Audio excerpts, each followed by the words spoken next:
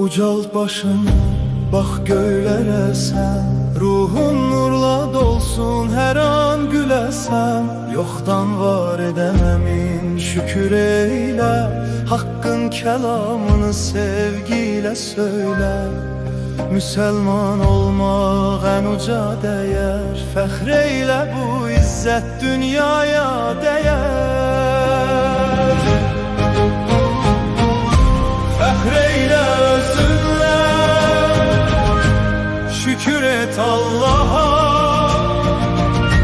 Zülmətdən çıxmısan nurlu sabaha.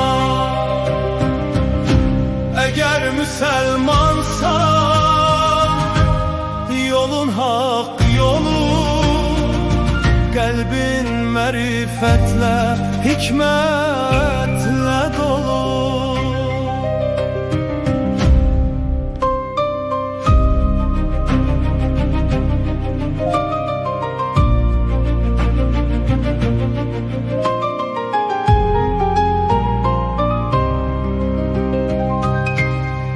Əli aşıqı sən mərdlik şanındır, düzlük damarında axan qanındır.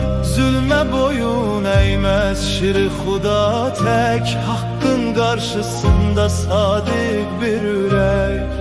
Sən xeyir yolunun öndərisən, mərdlik məktəbinin sərkərdəsisən. Hüseyn əzadar sən bir məktəbsən, zülmə yox deyən uca bir səssən. Göz yaşın təmizlik, eşqin qeyrətdir, hər bir fəryadın haqqa dəvətdir.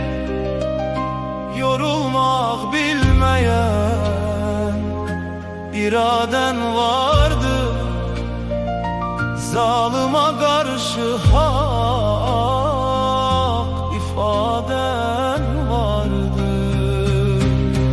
İmam zaman deyib yansa ürəyin, haqqın zühurudur sənin diləyin. Demək ki oyaqsan ümidin vardır, dünya intizarla sənə bir yardır.